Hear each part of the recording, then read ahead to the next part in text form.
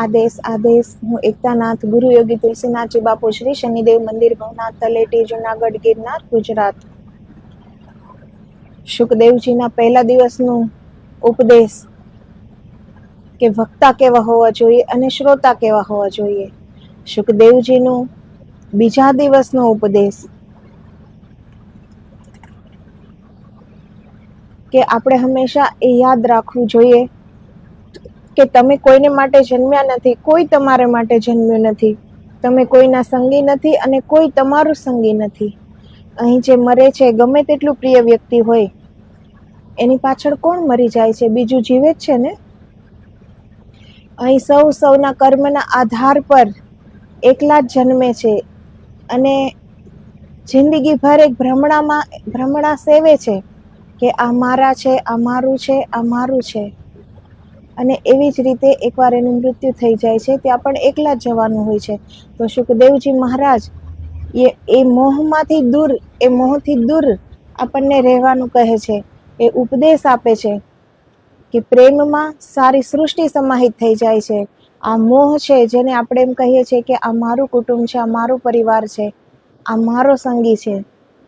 તો જ્યાં મારું છે ત્યાં મોહ આવી જાય છે. તો સમગ્ર સૃષ્ટિ પરમાત્માની, હું પણ પરમાત્માનો, તો એ મોહ નથી, એ પ્રેમની ભાવના છે. તો સુખદેવજી મહારાજ એ ઉપદેશ આપે છે કે પૂર્વ જન્મના કર્મ પ્રારબ્ધને લીધે જ મનુષ્ય પોતે પોતાના માતા પિતાએ પેદા કરી સંગ્રહેલા અન્ન, વસ્ત્ર, ધન, સંપત્તિને પ્રાપ્ત કરી યા ભોગવી શકે છે. તેમજ પૂર્વ સંબંધને લીધે જ મનુષ્ય જાત મહેનત બુદ્ધિથી પેદા કરે છે. તો આ કર્મના આધાર ઉપર હોય છે. કોઈને પોતાના પિતાની જ ધન, સંપત્તિ અને વસ્ત્ર બધું મળી જાય છે અને કોઈને એ પોતાની બુદ્ધિથી પેદા કરવું પડે છે. તો એ પોતપોતાનું કર્મ છે કે અહીં કોણ કોનું લેવા આવ્યું છે, કોણ કોને દેવા આવ્યું છે. હવે આપણે આગળ જોઈએ કે જગતમાં કોઈ પણ મનુષ્ય સ્વતંત્ર છે જ નહીં, પરંતુ સર્વદા પરતંત્ર છે. બાળક જન્મે છે ત્યારથી જ ધાવણ માટે, બાલ્ય વયમાં ખાવા માટે, યૌવન વયમાં વિષય ભોગવવા માટે, વૃદ્ધ વયમાં શાંતિ, ભોજન અને આરામ લેવા માટે, મરતા સુધી અનુક્રમે માતા, પિતા, અધિકારી, વડીલ, શિક્ષક, શેઠ, રાજા, પતિ, પત્ની, પુત્રાદિના તાબામાં અને પરતંત્ર છે. રાજા હોય ત્યાં પ્રજા પરતંત્ર છે. જ્યાં રાજા ન હોય એવી પ્રજાના રાજ્યમાં પણ પ્રજા સ્વતંત્ર નથી, પરંતુ પ્રજા તેના શાસન ચલાવનારને આધીન હોય પરતંત્ર છે. મનુષ્ય ગમે તેવો મોટો રાજા હોય, રાજ્ય કરતા હોય, તો પણ દરેક માનવ મૃત્યુના તાબેદાર હોય, પરતંત્ર છે. તો ખાલી એવું જ નથી કે આપણી ઉપર કોઈ રાજા હોય કે આપણી ઉપર કોઈ માલિક હોય તો જ આપણે પરતંત્ર છીએ. જો આપણે રાજા પણ હોઈએ, બધું જ આપણી પાસે હોય, હર સુખ સંપત્તિ ભૌતિક બધું જ આપણી પાસે હોય, છતાં પણ આપણે મૃત્યુના તાબેદાર, મૃત્યુના હકદાર તો છીએ જ. તો આપણે પરતંત્ર જ છીએ. આપણે કઈ સ્વતંત્ર તો નથી કે આપણે જ્યાં જન્મ લેવો હોય ત્યાં જન્મ લઈ લઈએ અને જ્યારે મરવું હોય ત્યારે જ મરીએ. એ સ્વતંત્રતા આપણી પાસે નથી. તો આપણે પરતંત્ર છીએ. જ્યાં સુધી દેહ છે ત્યાં સુધી દરેક જીવ દેહનો તાબેદાર હોય, પરતંત્ર છે. કોઈ પણ મનુષ્ય પોતાની ઈચ્છા અનુસાર સ્વતંત્રપણે જન્મી, જીવી કે મરી શકતો નથી. કેમ કે જન્મ ધરતા ઈચ્છા અનુસાર સુધી થઈને જીવતા અને દુઃખ રહિત મૃત્યુ મેળવતા તમામ રીતે દરેક જીવ પરતંત્ર છે. માટે સંસારમાં સ્વતંત્રતાની બડાઈઓ અને ખોટી કલ્પનાઓનો ત્યાગ કરીને મનુષ્ય આત્માની સાચી સ્વતંત્રતા પ્રાપ્ત કરવી જરૂરી છે. તો જ્યાં સુધી આ દેહનું બંધન છે, જ્યાં સુધી આપણે આ દેહને બધું જ માનીએ છીએ, ત્યાં સુધી તો દેહના બંધન રહેવાના જ છે. જ્યાં સુધી આપણે આત્મદર્શન નહીં કરીએ તો એ આત્મા જ સ્વતંત્ર છે. તો જ્યાં સુધી આપણે એ આત્માના દર્શન કરીને એ સ્વતંત્રતામાં નહીં પહોંચી જઈએ, ત્યાં સુધી તો આપણે પરતંત્ર જ રહેવાના છીએ ને. આ તો આપણી ભ્રમણા છે કે અમે સ્વતંત્ર છીએ. બાકી આપણે સ્વતંત્ર છીએ નહીં. આપણે હંમેશા જ જન્મથી મૃત્યુ સુધી પરતંત્ર છીએ. જેને આત્મ સ્વતંત્રતા પ્રાપ્ત કરી હોય તેને પ્રથમ શિથિલ, અસ્થિર અને વ્યગ્ર મનના સ્વભાવને દૂર કરવો જોઈએ. મનુષ્યને ઉદર પોષણની અને કુટુંબ પોષણની ચિંતા પણ એક પ્રકારની પરતંત્રતા છે. દરેક જીવ માને છે કે મારા સગા સંબંધીઓનું રક્ષણ અને પોષણ કરવા હું બંધાયેલો છું, એવી ભાવના પણ પરતંત્રતા છે. સાચી રીતે કોઈનું રક્ષણ કે પોષણ કરવું કોઈના હાથમાં છે જ નહીં. જ્યારે એક બીજી પ્રજાઓ વચ્ચે દ્વેષ, કલહ, બળવા થાય છે, ત્યાર પછી યુદ્ધ દાવાનળ ફાટી નીકળે છે, રાજ્યો પલટાય છે, તે સમયે સર્વત્ર ભય ફેલાય છે, ત્યારે કોણ કોનું રક્ષણ કરે છે? ક્ષત્રાણીનો વીર પતિ રણયુદ્ધમાં જાય છે ત્યારે તે પોતાની પત્નીનું પણ રક્ષણ કરી શકતો નથી. તો ગમે તેટલો વીર હોય, શૂરવીર હોય, ક્ષત્રિય હોય, એ જ્યારે યુદ્ધમાં જાય છે તો પાછળથી એના શત્રુઓ એના રાજમહેલ ઉપર આક્રમણ કરે તો એ પોતાની સ્ત્રીનું પણ રક્ષણ કરી શકતો નથી. તો એ ગમે તેટલો શૂરવીર હોય.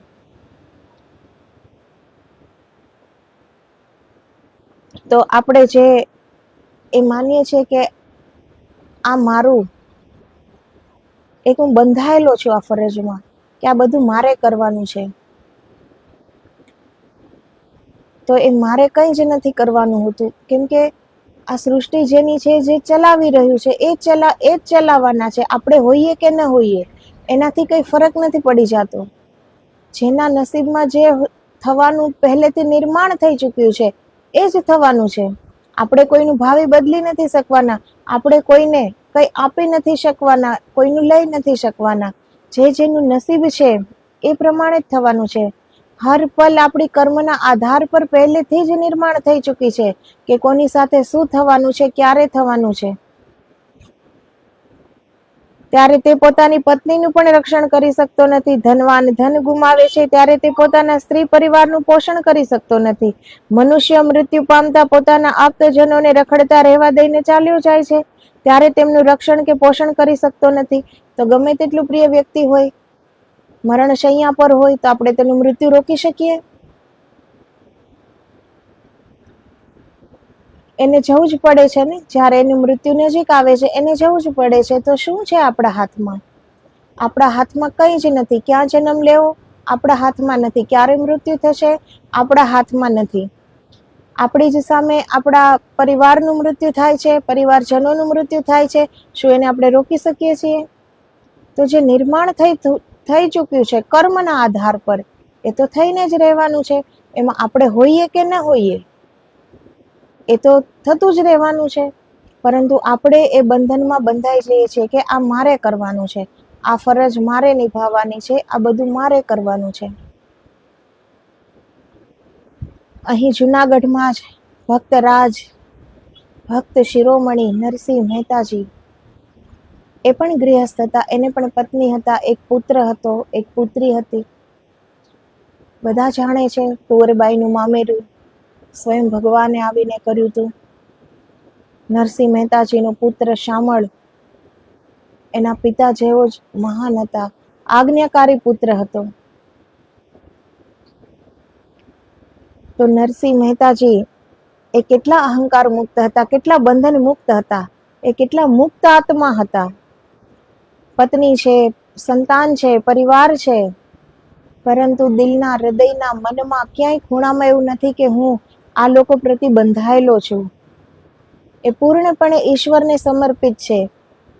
એ કહે છે કે ઈશ્વરે, આ બધા જ ઈશ્વરના છે અને ઈશ્વર જ આ સૃષ્ટિ ચલાવે છે. એમાં હું ક્યાંથી આવ્યો વચ્ચે? કોઈને કંઈ આપવા વાળો કે કોઈનું કંઈ કરવા વાળો, એ બધું જ ઈશ્વર જ કરે છે.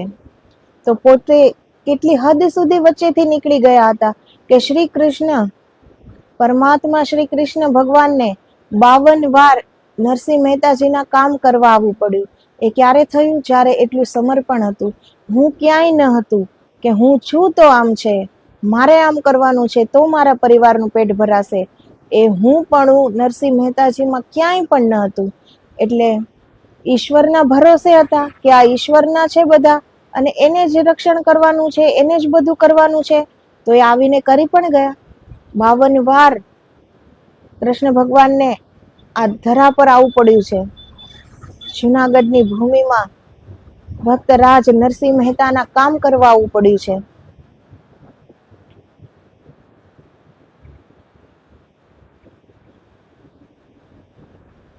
ધનવાન ધન ગુમાવે છે ત્યારે તે પોતાના સ્ત્રી પરિવારનું પોષણ કરી શકતો નથી. મનુષ્ય મૃત્યુ પામતા પોતાના આપ્તજનોને રખડતા રહેવા દઈને ચાલ્યો જાય છે ત્યારે તેમનું રક્ષણ કે પોષણ કરી શકતો નથી.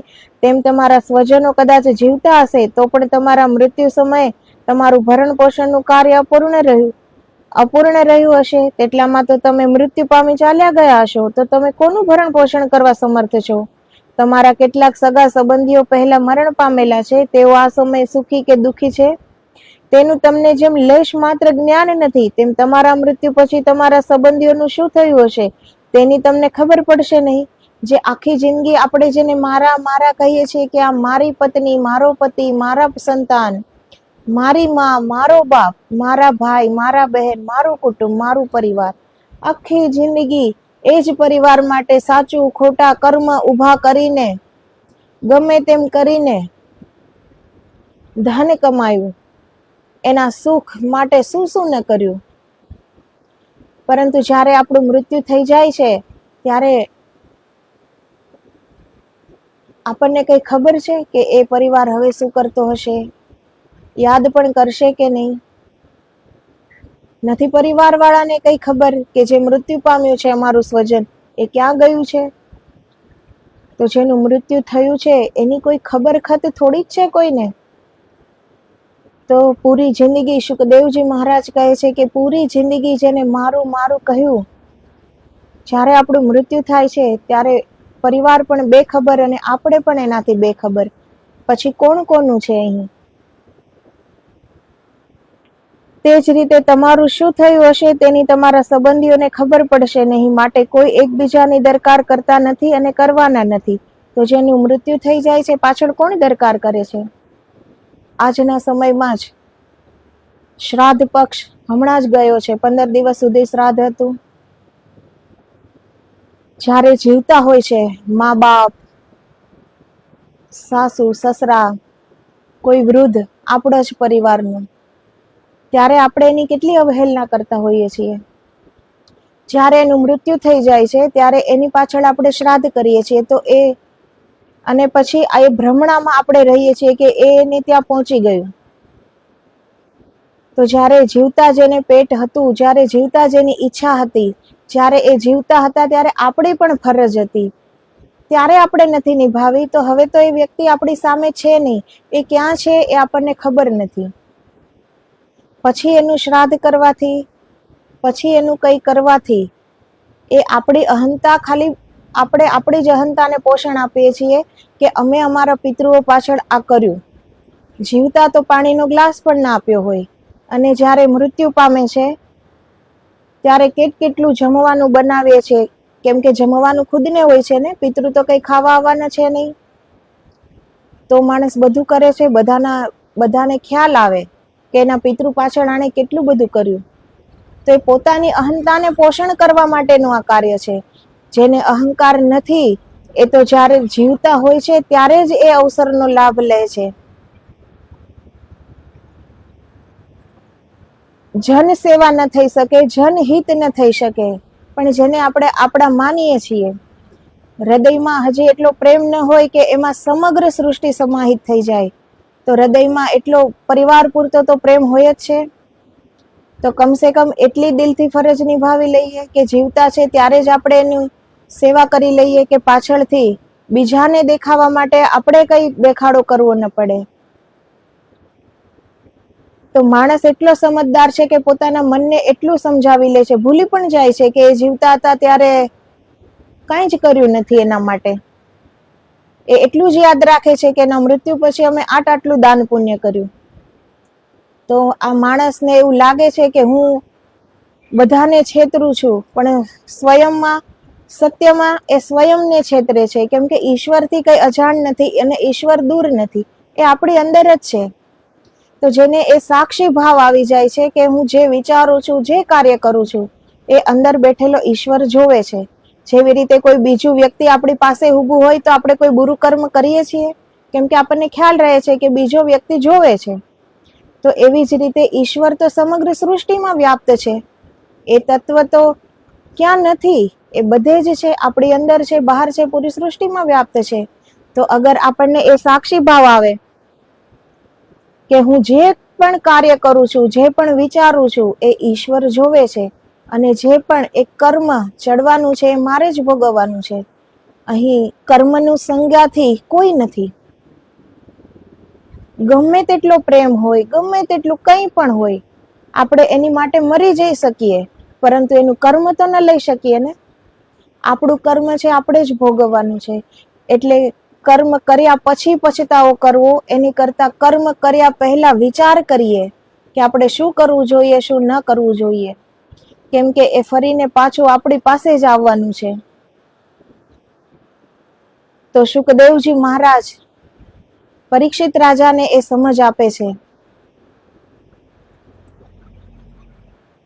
એકબીજાની દરકાર કરતા નથી અને કરવાના નથી, છતાં આંખ મીચીને ધણીના બળદની તથા હડકવા વાળા શ્વાનની માફક જ્યાં ત્યાં ભટક્યા કરતા જીવ, તું મરણ પામીશ યા જીવતો રહીશ તો પણ તારા સ્વજનોને પોતપોતાના કર્મોનું ફળ અવશ્ય ભોગવવું પડશે. તો જેની મૃત્યુ નજીક છે એને એવા વિચાર આવે છે ને કે હું નહીં હોઉં તો મારા પરિવારનું શું થશે? કેમ કે એને એના ઉપર તો શ્રદ્ધા છે કે મારા પરિવારનું ભરણ પોષણ હું જ કરી શકીશ, પરંતુ ઈશ્વર ઉપર શ્રદ્ધા નથી કે મારા હોવા ન હોવાથી કોઈને જ કંઈ જ ફરક પડવાનો નથી. આ પૂરી સૃષ્ટિ ઈશ્વરની છે અને એ ચલાવી પણ એ જ રહ્યા છીએ. આ તો આપણી અહંતાને પોષણ આપવા માટે એ માની રહ્યા છીએ કે આ બધું મારાથી ચાલે છે. હું ન હોઉં તો આમ ન થાય. હું છું એટલે મારો પરિવાર આટલો સુખેથી રહે છે. પરંતુ પરિવાર પોતાના કર્મથી સુખી યા દુખી થાય છે, એમાં આપણો ભાગ કંઈ જ નથી હોતો. અહીં વ્યક્તિગત પોતપોતાનું કર્મ હોય છે, પરંતુ માણસ કર્મને ભૂલી જાય છે અને યાદ રાખે છે ખાલી હું છું એટલે બધું છે. તો જો એ અહંકાર, એ હું પણ નીકળી જાય આપણામાંથી, જેવી રીતે નરસિંહ મહેતાજીએ ક્યાંય પણ હું નહોતું, કે હું છું તો મારો પરિવાર છે.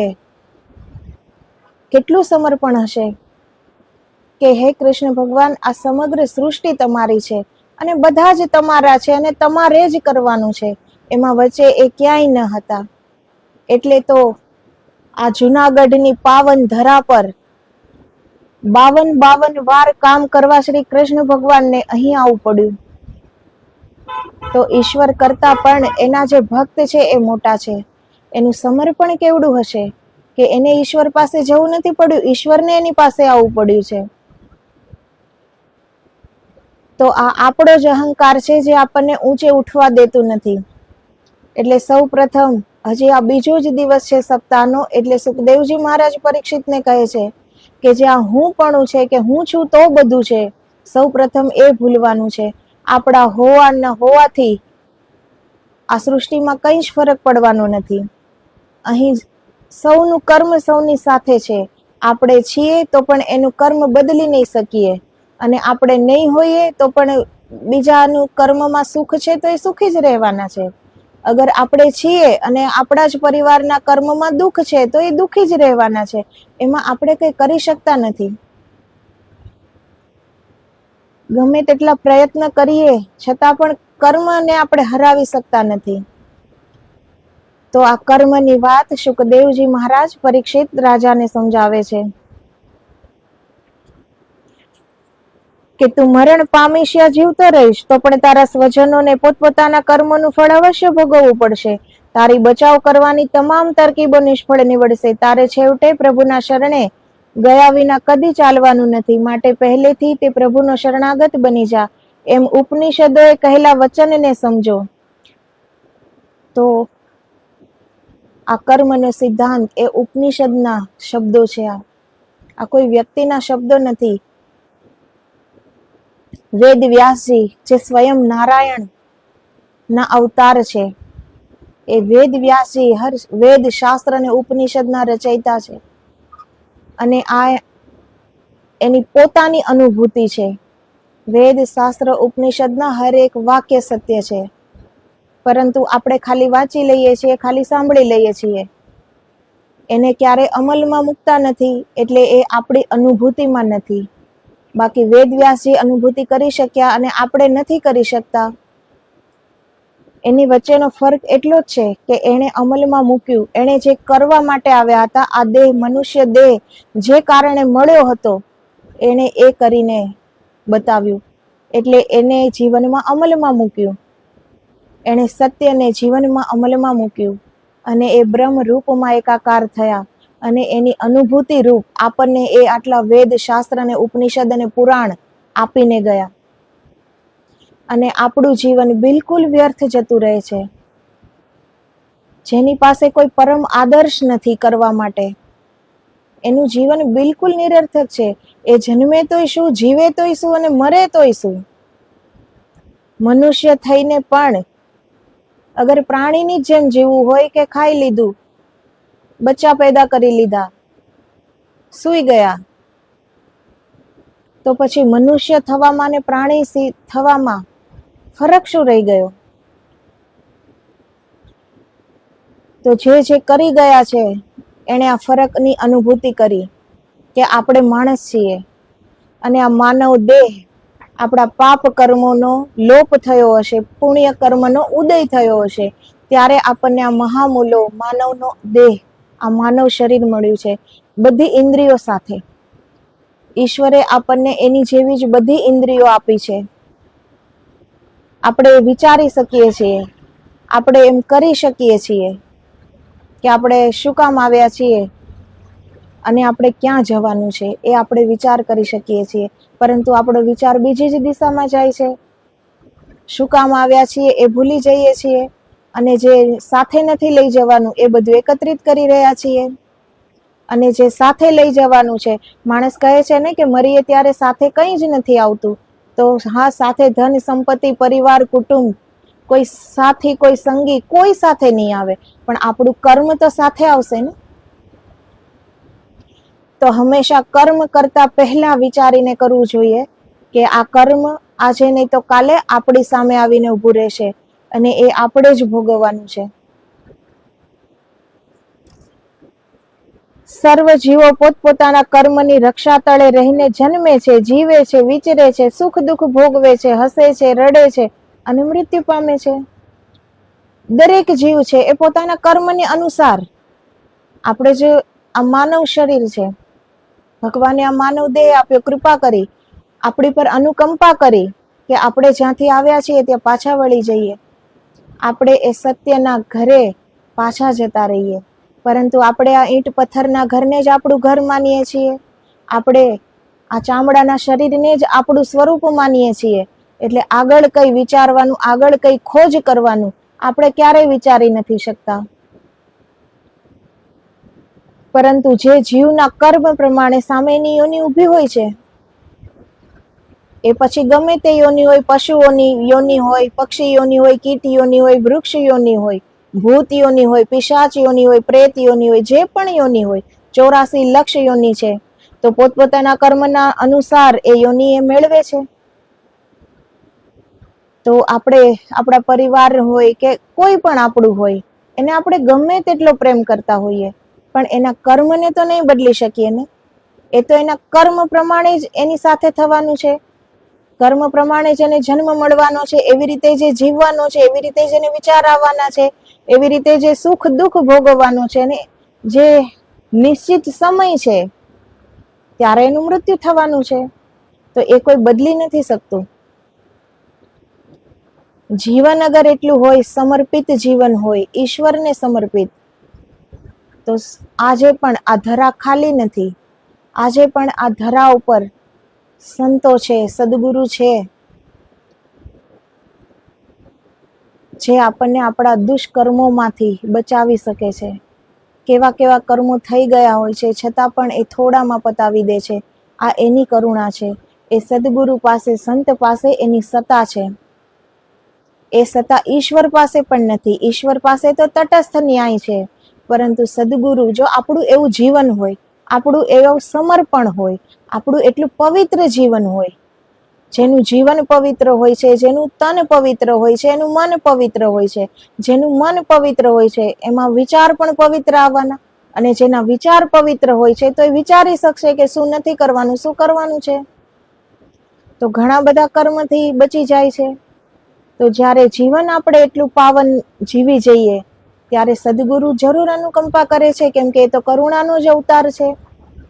સદગુરુ આ સૃષ્ટિ પર આવે છે, એ તો બ્રહ્મમાં એકાકાર થઈ ગયેલા છે, એની પાસે બ્રહ્મ અનુભૂતિ છે, પરંતુ એ પરમ આનંદમાંથી આ સ્થૂળ દેહમાં પ્રવેશ કરે છે આપણી માટે, આપણને રસ્તો બતાવવા માટે, આપણને પણ એ આનંદ આપણને પણ ઉપલબ્ધ થાય એ માટે આ શરીરનું વસ્ત્ર ધારણ કરે છે.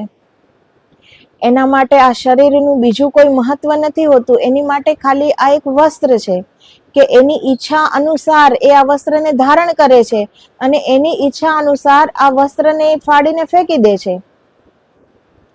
તો સંતની ઉપર ઈશ્વર પણ નથી, સંતની ઉપર કોઈ સત્તા નથી, એ સ્વયં માલિક છે, એ સ્વયં સત્તા છે. પણ એવી રીતે આપણું જીવન હોવું જોઈએ કે કોઈ સંતની, કોઈ સદગુરુની કૃપા ઉતરે. એની કૃપા તો અવિરત વરસે છે આ સૃષ્ટિ પર, પરંતુ આપણે જ કાણાવાળું પાત્ર હોઈએ તો એ કૃપા આપણામાં ક્યાંથી ટકે? તો સૌથી પહેલા પાત્ર બનીએ, જે મનના દોષો છે એને દૂર કરીએ. આ સૃષ્ટિ પર કોઈ સર્વગુણ સંપન્ન જન્મથી નથી હોતું, એ બનવું પડે છે. ધીરે ધીરે દોષો હટાવીને નિર્મળ બનવું પડે છે. પૂર્ણ પરમાત્મા સિવાય અહીં કોઈ સર્વગુણ સંપન્ન નથી, બધામાં કોઈ ના કોઈ દોષ છે. પરંતુ એ દોષને આપણે જોઈએ અને દૂર કરીએ. માણસ છીએ, બીજું કંઈ ન થાય, કમસે કમ એટલું તો થાય, કેમ કે આપણા જ ભલા માટે છે ને.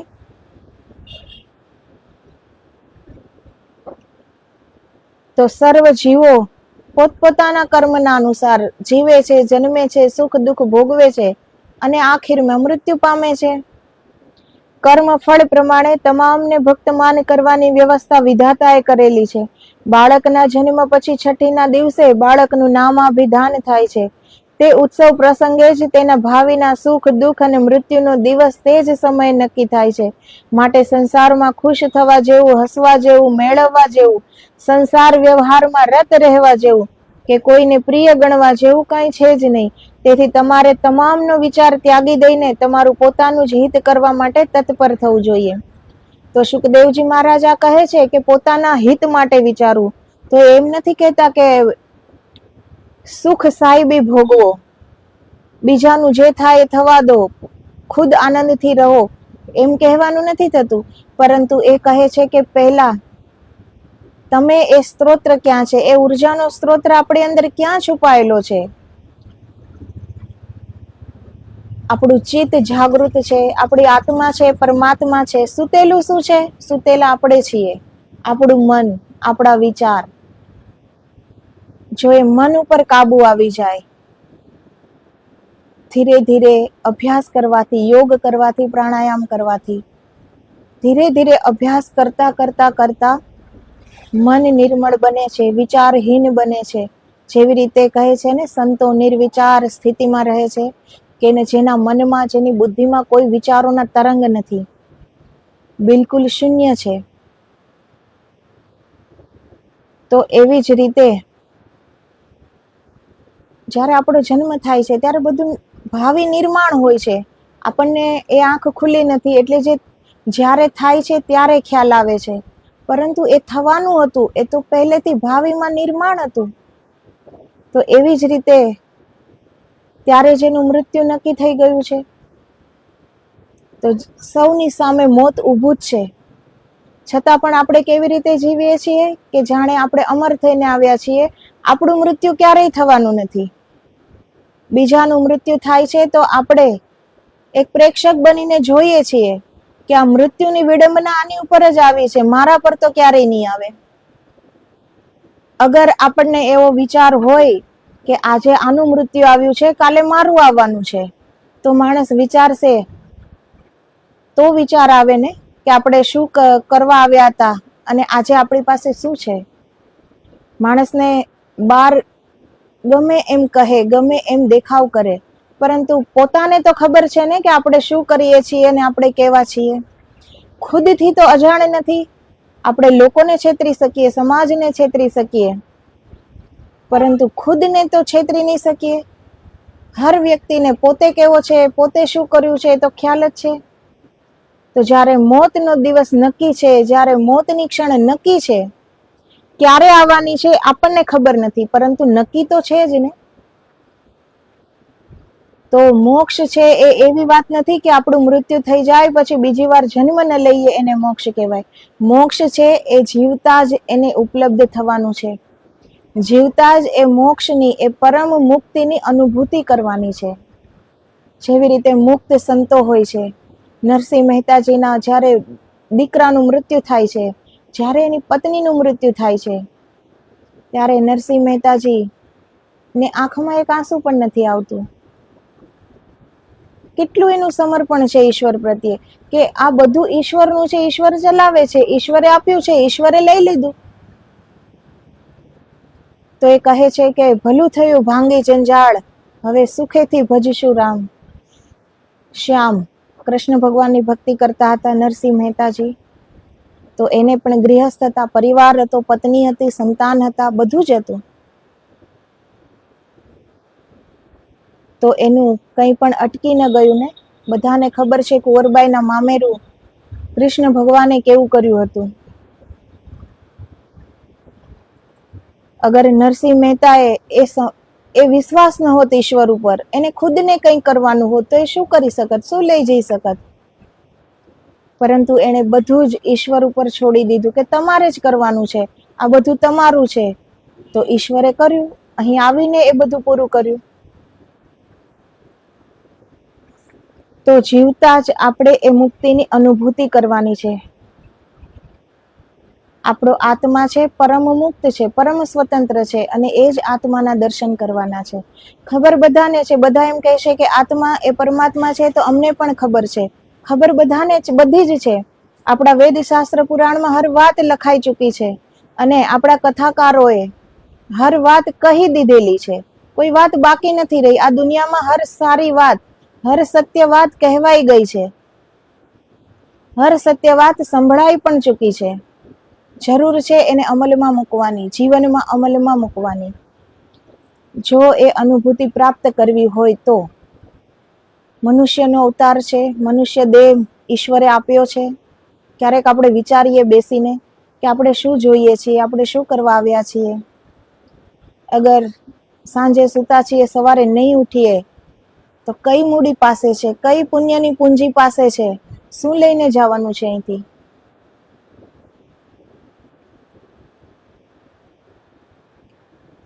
તો માણસ પોતાના કર્મ વિશે વિચારશે. કંઈ ન કરી શકીએ, સત્કર્મ તો કરી શકીએ. 24 કલાક માળા લઈને જાપ ન કરી શકીએ, ભગવાનનું નામ ધ્યાન જપ ન કરી શકીએ, કમસે કમ સારું બોલી શકીએ, સારું કર્મ કરી શકીએ, આપણાથી કોઈ દુઃખી નથી થતું ને એ જોઈ શકીએ, એવી રીતે આપણો વર્તન વ્યવહાર કરી શકીએ, તો પણ ધીરે ધીરે આપણામાં સદગુણો આવતા જાય છે. કોઈ સીધા તો શિખર સુધી પહોંચી નથી જતા. અગર દત્ત ભગવાનના ગિરનાર ઉપર દર્શન કરવા છે તો સીડી તો નીચેથી જ ચડવી પડશે ને. કઈ સીધા તો આપણે શિખર સુધી પહોંચી નથી જવાના. અને જે શુકદેવજી મહારાજ કહે છે એ તો હર વેદ શાસ્ત્રનો નિચોડ છે, સાર છે. કેમ કે પરીક્ષિત રાજા પાસે સમય નથી. 7 દિવસમાં એને મુક્તિ અપાવવાની છે. પૂરું ભાગવત એ કઈ રીતે કહે અને સમજાવી શકે? તો શુકદેવજી મહારાજે હર વેદ શાસ્ત્ર ઉપનિષદ પુરાણ એ બધાનો જે સાર હતો એ પરીક્ષિત રાજાને કહ્યો. અને કેવા શ્રોતા હતા પરીક્ષિત રાજા કે સાંભળતા સાંભળતા જ એ મોક્ષને ઉપલબ્ધ થઈ ગયા. લાખો કરોડો લોકો કથા સાંભળે છે. જ્યાં કથાકાર કથા કહેતા હોય છે ત્યાં જઈને સાંભળે છે. કોઈ ટીવીમાં સાંભળે છે, કોઈ મોબાઈલમાં સાંભળે છે. સાંભળી લીધા પછી એમાંનું એક પણ વાક્ય અગર જીવનમાં અમલમાં મૂક્યું હોય તો અધ્યાત્મમાં એ ઉન્નતિ કરી શકે ને. પરંતુ એક પણ વાક્ય જે વેદ શાસ્ત્રમાં લખ્યું છે, જે સત્યમાં કરવાનું છે, એ પ્રમાણે આપણે અમલમાં નથી મૂકતા. એટલે ગમે તેટલી કથા સાંભળીએ, વાંચીએ, પણ જીવનમાં કોઈ ફરક નથી પડતો. એ એટલે નથી પડતો. બાકી 7 દિવસમાં પરીક્ષિત રાજા પાસે કથા સાંભળવા સિવાયનો સમય ન હતો કે એમાં કોઈ ધ્યાન સમાધિ, એમાં કોઈ જપ ઉપાસના તપ હવન કરી શકે. એને માત્ર સાંભળતા એ મોક્ષને ઉપલબ્ધ થઈ ગયા. કઈ રીતે એને સાંભળ્યું? કે જીવન મુક્ત બની ગયા, આ શરીરથી ઉપર ઉઠી ગયા, મન બુદ્ધિથી ઉપર ઉઠી ગયા, આત્મા પરમાત્મા સાથે એક કરી શક્યા. તો જેવા વક્તા હોય છે, શ્રોતા અગર એવા હોય, પરાશ્રોતા, જેવી રીતે એક સદગુરુના અસંખ્ય શિષ્યો હોય છે, સેવકો હોય છે, પરંતુ એમાંથી કરી કોઈ એક જ જાય છે. બાકી સદગુરુએ જ્ઞાન બધાને એક સરખું જ આપ્યું હોય છે. એમાં તો કોઈ પક્ષપાત નથી હોતો ને. શીખ પણ એક જેવી આપી હોય છે, જ્ઞાન પણ એક જેવું આપ્યું હોય છે, કરાવ્યું કર્મ પણ એ બધા પાસે એક સરખું કરાવે છે. છતાં પણ એમાંનો કોઈ એક વિરલ આત્મા હોય છે જે કરી જાય છે, જે પોતાના સદગુરુનું નામ હંમેશા માટે અમર કરી દે છે, જે સદગુરુનું મસ્તક એક ગર્વથી ઊંચું કરી શકે. એવી કોઈ વિરલ આત્મા હોય છે. તો આપણે જીવનમાં કોશિશ તો કરીએ કે આપણા સદગુરુ શું કહે છે એના વચન ઉપર ચાલીએ. કોઈ પણ ગુરુ હશે જીવનમાં જેણે બ્રહ્મ અનુભૂતિ નથી પણ કરી, એવા ગુરુ પણ પોતાના શિષ્યને તો સત્યની રાહ જ બતાવશે ને. એ તો કઈ ચોરી કરવાનું, પાપ કરવાનું તો નહીં જ શીખવે ને. સારી જ વાત કહેશે, સારી જ વાત શીખવશે. તો એ પ્રમાણે આપણે ચાલીએ. ગુરુની કરની ગુરુ જાશે, શિષ્યની કરની શિષ્ય જાશે. ગુરુ અગર પોતાના જીવનમાં કંઈ પણ અમલમાં નથી એના જીવનમાં, તો એનો એવો મતલબ નથી કે શિષ્યમાં પણ કંઈ જ નહીં હોય. અગર ગુરુએ કહ્યું, એ વચન ઉપર ચાલ્યા, તો પરમાત્મા તો જોવે છે ને. એની જાણ બહાર તો કંઈ છે નહીં. આપણે સત્કર્મ કર્યું, ગુરુ વચન પર ચાલ્યા, સદમાર્ગ આપણે ચૂન્યો. હર કર્મ કરતા પહેલા આપણે વિચાર્યું કે શું કરવું, શું ન કરવું, તો એનું ફળ મળે જ છે ને. ફળની આશા ન રાખીએ, છતાં પણ ઈશ્વર તો કોઈનું રાખતા નથી. સારું કરશું તો સારું સામે આવશે, ખરાબ કરશું તો ખરાબ આવશે, ખબર બધાને છે. છતાં પણ કંઈક ને કંઈક ભૂલ થઈ જાય છે, અને માણસ માત્ર ભૂલને પાત્ર. માણસથી ભૂલ થઈ જાય છે. અહીં કોઈ સર્વગુણી સંપન્ન નથી, પરંતુ ધીરે ધીરે કોશિશ કરીએ. જીવનની શરૂઆત તો કરીએ. પરંતુ માણસ જન્મને જ જીવન માની ચૂક્યો છે. મૃત્યુ સુધી જીવન શું છે એ કોઈને ખબર નથી હોતી. એ કોઈ સંતો છે, કોઈ એવા સદગુરુઓ છે જેને જીવનની ખબર પડી કે જીવન પણ કેવું જીવન, મુક્ત જીવન, મુક્ત આત્મા, જે આત્મામાં રમમાણ કરે, જે આત્મામાં વિચરે. પરંતુ આપણે ક્યાં વિચરીએ છીએ? આપણે આપણા મન સાથે. મન કહે કે આ સારું છે તો આપણે એમ કરીએ છીએ. જેમ મન કહે છે, મન કહે કે આ સ્વાદ લેવો છે તો આપણે એ ખાઈએ છીએ. મન કહે કે આ કરવું છે, એમાં સુખ મળશે, તો આપણે એની પાછળ દોડીએ છીએ. તો જે મન કહે છે એ આપણે કરીએ છીએ, પણ આપણા વેદ શાસ્ત્ર કહે છે એ પ્રમાણે આપણે નથી કરતા. આપણા સદગુરુ કહે છે એ પ્રમાણે આપણે નથી કરતા. પણ આપણે આપણું મન કહે એ દરેક વાત કરીએ છીએ, એટલે આપણે હેરાન થઈએ છીએ. મુક્ત આત્મા બનો. પ્રથમ દિવસે સાંજે શુકદેવજી આગળ કહ્યું કે જ્યારે પૃથ્વી પર ધરતીકંપ થાય છે ત્યારે સૂર્ય થરથરતો કે ડોલતો નથી. તે મનુષ્ય રાજ્યની, સુખ સંપત્તિની, પુત્ર પરિવારની, સ્ત્રી આદિની ગમે તેવી અધોદશા થાય તો પણ પોતાના મનને લેશ માત્ર અસર ન થાય તેવા નિર્લેપ બની તમામ આકાંક્ષાઓનો એવો ક્ષય કરવો કે ખુલ્લા કાન હોય છતાં કોઈના કોઈ શબ્દ સંભળાય નહીં, ખુલ્લી આંખો હોય છતાં ધ્યેય સિવાયનું બીજું કંઈ દેખાય નહીં, મન બુદ્ધિ કાર્ય કરતા હોય છતાં મનમાં મોક્ષેચ્છા સિવાય બીજી કોઈ ઈચ્છા પ્રવેશે નહીં, અને મનના માયાવી ખરાબ વિચારોને બુદ્ધિ અટકાવ્યા વિના રહે નહીં. એવું પ્રભુમાં તન્મય જીવન બનાવો તો જ પ્રભુની અસીમ કૃપા પ્રાપ્ત કરીને પ્રભુના પ્રિય બની શકશો. તો સુખદેવજી મહારાજ એવું કહેવા નથી માંગતા કે તમે કઠોર હૃદયના બની જાઓ, કે તમારા સ્ત્રી પુત્ર સંતાનને રાજ પરિવારને કંઈ પણ થાય તો તમે આંખ આડા કાન કરી લો. એમ કહેવા નથી માંગતા. સૌથી પહેલા જેણે બ્રહ્મ અનુભૂતિ કરી છે તો એને એ રાહની ખબર છે. એ લેવા માટે પણ આવે છે, અહીં અવતાર ધારણ કરે છે. તો આપણે કોઈને પૈસાની મદદ કરીએ, કોઈને વસ્ત્રની મદદ કરીએ, કોઈને અનાજની મદદ કરીએ તો એ દાન કહેવાય. એ કોઈનું હિત કર્યું ન કહેવાય, એ દાન કર્યું કહેવાય. પરંતુ જો આપણે કોઈનું હિત કરવું હોય ને તો સૌથી પહેલા આપણે મુક્ત આત્મા બનવું જોઈએ. જો એ માર્ગની આપણને ખબર હોય તો આપણે બીજાને બતાવી શકીએ ને. તો એ માટે આ મોહ માયાથી ઉપર ઉઠવું પડે છે. એ સમતા લાવવી પડે છે. દુઃખ થાય તો બીજાને પણ કંઈક થઈ જાય તો એટલું જ દુઃખ થવું જોઈએ. જો આપણા કોઈને કંઈ થયું હોય ત્યારે દુઃખ થાય છે તો એને સમતા કહેવાય છે. આપણો પરિવાર સુખી છે પરંતુ બીજા બધા જ સુખી થાય એવી ભાવના હૃદયમાં રહે તો એને સમતા કહેવાય છે, એને પ્રેમ કહેવાય છે. જેમાં બધાનું હિત, સમગ્ર સૃષ્ટિનું હિત સમાહિત છે. એવું હિત કે ખુદના પત્ની, ખુદની સંતાન, ખુદનું પરિવાર એ દુખી છે તો જ દુઃખ થાય, એ મોહ છે. પરંતુ જો બધા માટે દુઃખ થતું હોય તો એ પ્રેમ છે, એ કોઈ મોહ માયા નથી. કેમ કે પ્રેમમાં સમગ્ર સૃષ્ટિ આવી જાય છે. સમગ્ર સૃષ્ટિ મારા ઈશ્વરની છે, હું પણ મારા ઈશ્વરનો. જો એ ભાવના આવી જાય તો હૃદય પ્રેમથી ભરાઈ જાય છે અને એ જ હૃદય ઈશ્વરને એક પુકારથી નીચે બોલાવી શકે છે.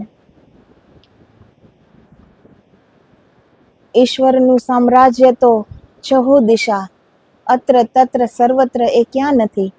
આપણી પુકારમાં કમી છે અને આપણે એવું માની બેઠા છીએ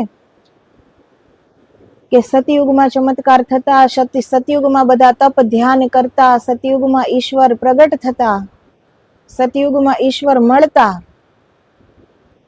તો યુગ પરિવર્તન થયો છે, માણસ પણ પરિવર્તન થયો છે, માણસના વિચાર પરિવર્તન થયા છે. પરંતુ આ કળિયુગ છે તો એમાં કઈ ઈશ્વરનું પરિવર્તન નથી થયું ને. એ તો એનો એ જ છે. આપણી પુકારમાં કમી છે કે સતયુગમાં લોકો પુકારતા હતા તો ઈશ્વર દોડીને આવતા હતા. આજે અગર આપણી ફરિયાદ છે કે કેમ નથી સાંભળતા તો એ આપણી પુકારમાં કમી છે. કેમ કે ઈશ્વર તો બહેરા નથી, ઈશ્વર તો આંધળા નથી કે જોતા નથી, ઈશ્વર બહેરા નથી કે સાંભળતા નથી. અને સૌ પ્રથમ વાત એ કે ઈશ્વરને કંઈ કહેવું પડતું નથી. અગર અલગથી કહેવું પડે છે ઈશ્વરને તો એ આપણી મૂર્ખતા છે. આપણને એવું લાગે છે કે આપણે કહેશું તો જ ઈશ્વરને ખબર પડશે, નહીંતર નહીં પડે. તો એ હજી આપણો અવિશ્વાસ છે ને ઈશ્વર પ્રત્યે, કે આપણે હજી એને શબ્દોથી કહેવું પડશે, નહીંતર ઈશ્વરને નથી ખબર. તો ઈશ્વર શું બેખબર છે? આ પૂરી સૃષ્ટિ એની છે, આ પૂરી સૃષ્ટિને એ ચલાવનાર છે. અને હર જીવમાં એ પ્રત્યક્ષ હાજર છે. આત્મા બનીને એ પ્રત્યક્ષ હાજર છે. તો એને શું નથી ખબર કે આપણે એને અલગથી કંઈક કહેવું પડે? તો આપણે હજી એને અલગથી કંઈક કહેવું પડે છે ને, ત્યાં સુધી પરમાત્મા આપણાથી અલગ છે. જ્યારે એ ભાવના મટી જશે, એને ફરિયાદ કરવાની, પ્રશ્ન કરવાની, ત્યારે ખુદ ઉત્તર બની જશો. કોઈ પ્રશ્ન નહીં રહે જીવનમાં. તો એ માટે ઈશ્વર ઉપર એટલી શ્રદ્ધા હોવી જોઈએ કે એ અત્ર તત્ર સર્વત્ર એ જ વ્યાપ્ત છે. પૂરી સૃષ્ટિમાં બીજા કોઈનું અસ્તિત્વ નથી. માત્ર ને માત્ર પરમાત્માની સત્તા છે. માત્ર ને માત્ર પરમાત્માનું અસ્તિત્વ છે. એ એક જ દ્રષ્ટા છે. પરંતુ આપણે દેહ ભાવમાં આવીને આત્મભાવ એ પરમાત્માને ભૂલી જઈએ છીએ. અને જે બંધન કાપવા માટે આપણો જન્મ થયો છે એ બંધનોમાં આપણે વધારો કરતા જઈએ છીએ. જે બંધનો, જે કર્મ કાપવા માટે આપણને જન્મ મળ્યો છે, તો તો એમાં આપણે બીજા કર્મો કરીને આપણે એ કર્મ વધારતા ગયા, અને એવી જ રીતે આપણે આ શરીરનું વસ્ત્ર આપણા કર્મ પ્રમાણે એકમાંથી બીજામાં, બીજામાંથી ત્રીજામાં, ત્રીજામાંથી ચોથામાં, એમ આપણા આત્માને આપણે ભટકાવ્યા કરીએ છીએ. આ આત્માને નવા નવા વસ્ત્ર આપણે દીધા કરીએ છીએ. તો જ્યાં સુધી આપણે આ દેહ ભાવને મૂકી નહીં શકીએ, આપણા સદગુરુના વચન ઉપર ચાલી નહીં શકીએ, જ્યાં સુધી આપણા વેદ શાસ્ત્ર જે કહે છે એ પ્રમાણે આપણે જીવન નહીં જીવી શકીએ, ત્યાં સુધી તો કર્મનો લોપ થવાનો નથી. કેમ કે કોઈ માણસ એમનેમ તો બેસી રહેવાનું નથી, કોઈ ને કોઈ કર્મ તો થતું જ રહેવાનું છે. શરીરથી કર્મ ન કરીએ તો માનસિક કર્મ કરીશું. માણસ કઈ ને કઈ વિચારતો તો રહે છે ને. નિર્વિચારની દશા એ તો કોઈ કોઈ વિરલ સંતોની હોય છે. જ્યારે શુકદેવજી મહારાજની આ કથા શરૂ થાય છે, પેલા માંડવ્ય ઋષિ ત્યાં આવે છે. તો માંડવ્ય ઋષિને શિવજી પાસેથી વરદાન છે 1 કરોડ વર્ષ જીવવાનું, છતાં પણ એને આત્મ શાંતિ પ્રાપ્ત નથી. જેને સ્વયં શિવજી જેની સમક્ષ પ્રગટ થઈને એને વરદાન આપે છે 1 કરોડ વર્ષ જીવવાનું, એવડું આયુષ્ય આપે છે સ્વયં શિવજી, છતાં પણ એને આત્મ શાંતિ નથી. એ આત્મ શાંતિની ખોજ માટે એ શુકદેવજીનો ઉપદેશ સાંભળવા આવ્યા છે. અને આપણે 2-4 ભગવાનના નામ લઈએ અને 400-500 વસ્તુ ભગવાન પાસે માંગી લઈએ, અને આપણે કહીએ કે અમે તો કેટલી ભક્તિ કરીએ છીએ અને ભગવાન અમારું સાંભળતો નથી. ઈશ્વરને પ્રાપ્ત કરવા જીવન નહીં પણ જન્મોના જન્મો ઓછા પડી જાય છે. 1 કરોડ વર્ષનું આયુષ્ય માંડવ્ય ઋષિનું, છતાં હજી આત્મ શાંતિની જાણ નથી, બેખબર છે આત્મ શાંતિ માટે. તો આપણે આ કળિયુગનું એક સીમિત આયુષ્ય એમાં કેટલું કરી શકશું? આ તો અનંતની યાત્રા છે, એની કોઈ સીમા નથી કે આટલું કરવું. એની કોઈ પરિસીમા છે કે અહીંયાથી આપણે રોકાઈ જવું, બસ આટલું થઈ ગયું એટલે થઈ ગયું? પણ માણસ મંદિરે જઈને 2-4 અગરબત્તી કરીને, 2-4 દીવા કરીને પોતાને ભક્ત માને છે કે મેં બધું જ કરી લીધું. હવે હું માંગવાનો અધિકારી બની ગયો કે હું ઈશ્વર પાસે હવે બધું માંગી શકું. ઈશ્વરે વિના માંગે જ આપણને એટલી બધી પૂંજી આપી છે, એનાથી આપણે અજાણ છીએ, એટલે આપણે ઈશ્વર પાસે માંગીએ છીએ. જ્યારે આપણે ધ્યાન કરીએ છીએ, આપણને આપણી શક્તિનો અહેસાસ થાય છે, આપણને આપણી શક્તિની જાણ થાય છે, ત્યારે આપણને શરમ આવશે ઈશ્વર પાસે માંગવાની. ત્યારે આપણે માંગી નહીં શકીએ ઈશ્વર પાસે કંઈ જ. ત્યારે ખ્યાલ આવશે કે વિના માંગે ઈશ્વરે આપણને ભરપૂર આપ્યું છે. શું નથી આપ્યું ઈશ્વરે આપણને? મનુષ્યનો દેહ આપ્યો, દરેક ઇન્દ્રિયો આપી છે, વિચારવા માટે બુદ્ધિ આપી છે. શું કરવું પડે છે? આપણે ભોજન કરીએ છીએ, અંદર પચી જાય છે. શું આપણે પચાવીએ છીએ? ચાલવાનું મન થાય છે, આપણે ચાલી લઈએ છીએ. જે કરવાનું મન થાય કરી લઈએ છીએ. કેમ? કેમ કે હાથ, પગ, બુદ્ધિ, દરેક ઇન્દ્રિયો ભગવાને આપી છે, વિના માંગે આપી છે. ન પણ આપી હોય, આમાંની એક ઇન્દ્રિય ભગવાને ન પણ આપી હોત તો, પરંતુ બધું જ આપ્યું છે, છતાં આપણે પૂરી જિંદગી ફરિયાદ જ કરતા રહીએ છીએ. પૂરી જિંદગી ઈશ્વર પાસે માંગતા જ રહીએ છીએ. તો વ્યક્તિ પાસે માંગવું ખાલી એને જ ભીખ નથી કહેવાતી, પણ ઈશ્વર પાસે માંગતા જ રહેવાથી પણ એક ભિખારીપણો એ સ્વભાવ થઈ જાય છે આપણો, માંગવા વાળો. તો આપણે એક ભિખારીને કેટલી ભીખ આપીએ? શું આપણે કોઈ ભિખારીને ભરપૂર કરી દઈએ? ભિખારીને આપણે આપીને કેટલું આપીએ? તો એવી જ રીતે આપણી દશા છે. કેમ કે આપણે આપણા મનને એકદમ ભીખમંગો બનાવી દીધું છે, માંગી. તો સૌથી પહેલા તો ઈશ્વર ઉપર એ શ્રદ્ધા હોવી જોઈએ ને, વિશ્વાસ હોવો જોઈએ કે ઈશ્વર પાસે માંગવાની કે એને કંઈ કહેવાની જરૂર નથી. એ બેખબર નથી, એને બધો જ ખ્યાલ છે. જે પણ આપણા જીવનમાં થાય છે એ આપણું કર્મ સામે છે. એ જીવન મળ્યું છે એ કર્મનો અરીસો છે, એ આપણું જ પ્રતિબિંબ છે, આપણા જ કર્મનું પ્રતિબિંબ છે જે સામે આવ્યું છે. તો એમાં ઈશ્વર શું કરે? ઈશ્વરે તો બુદ્ધિ આપી છે, તો એ પહેલા વિચારવાનું હોય છે કે આપણે શું કરવું શું ન કરવું. તો જે કર્મ છે એ આપણા છે, એમાં દોષિત ઈશ્વર તો છે નહીં, છતાં આપણે એના ઉપર બધો દોષ ઢોળી દઈએ છીએ. આપણી માટે ઈશ્વર છે જ એટલા માટે કે સારું થાય તો એ અમારું પુણ્ય અને ખરાબ થાય તો એ ઈશ્વરે આપ્યું છે. કોઈ પોતાનો અહંકાર એટલે સુધી હોય છે કે હેરાન થાય છે તો કહે છે ઈશ્વર મારી પરીક્ષા લે છે, એટલે અમને દુઃખો આવે છે. એ સ્વીકાર નહીં કરે કે આ મારા જ કરેલા કર્મો છે. એ કહેશે કે ઈશ્વર અમારી પરીક્ષા લઈ રહ્યો છે. તો સૌ પ્રથમ અહંકારને છોડીએ અને ઈશ્વર ઉપર શ્રદ્ધા રાખીએ. શબ્દથી જ્યાં સુધી પ્રાર્થના કરવી પડે છે, એ પ્રાર્થના ઈશ્વર સુધી ક્યારેય નથી પહોંચતી. ઈશ્વરને જોઈએ છે ભાવ, એ મૌનમાં ઘટિત થાય છે. જ્યારે પ્રાર્થના કરીએ અને આંખોમાંથી અવિરત આંસુનું ઝરણું વહી જાય, તો એ પ્રાર્થના ઈશ્વર સુધી પહોંચી જાય છે. એ શબ્દ ઈશ્વર સુધી નથી પહોંચતા. એટલે જ કહ્યું છે ને કે જ્ઞાનીઓ રહી જાય છે ને ભક્તો તરી જાય છે.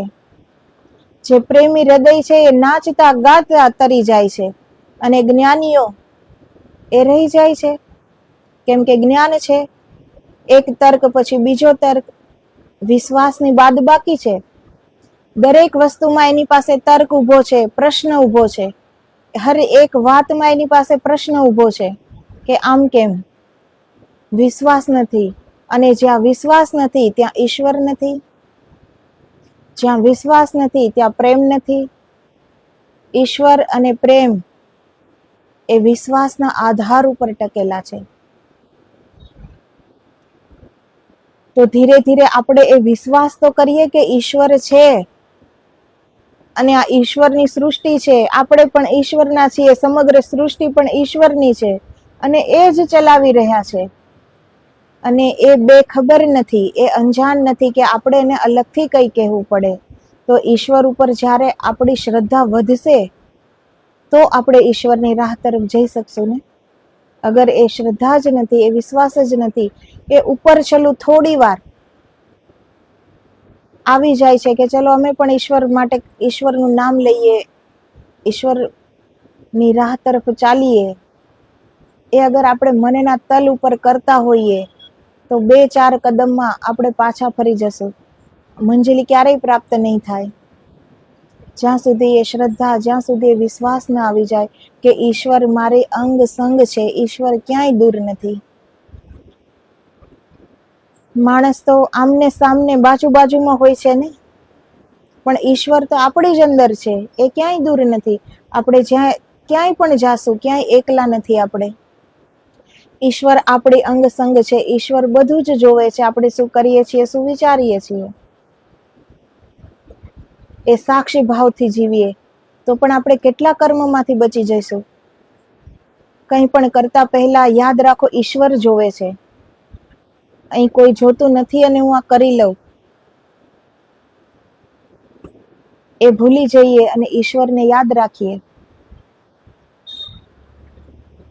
તો કમસે કમ સારા કર્મો તો કરી શકશું, ખરાબ કર્મોથી તો બચી જઈશું ને.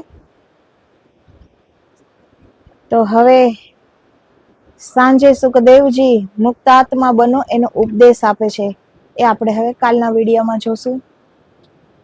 આજે જે સુખદેવજીનો ઉપદેશ છે એમાંથી એ જ શીખવાનું છે કે આપણે આપણી અહંકાર ભાવનાને દૂર કરી દઈએ. આપણે જે વિચારીએ છીએ કે મારા હોવાથી જ બધું છે, મારા હોવાથી જ મારા પરિવારનું પેટ ભરાય છે, મારા હોવાથી જ મારો પરિવાર સુખી છે, તો એ માત્ર ને માત્ર આપણી ભ્રમણા છે. વ્યક્તિ સુખી દુખી પોતાના કર્મના અનુસાર થાય છે, આપણાથી નહીં. તો ધીરે ધીરે આપણે પણ એ સમજને કેળવીએ, ઈશ્વર પર શ્રદ્ધા રાખીએ અને અહંકારને દૂર કરીએ. મનના જેટલા દોષો છે એને દૂર કરીએ. જીવનને માં ગંગાના જળ સમાન પવિત્ર રાખીએ તો બધું જ સારું થશે. તો આદેશ જય ગિરનારી, જય ગુરુદેવ.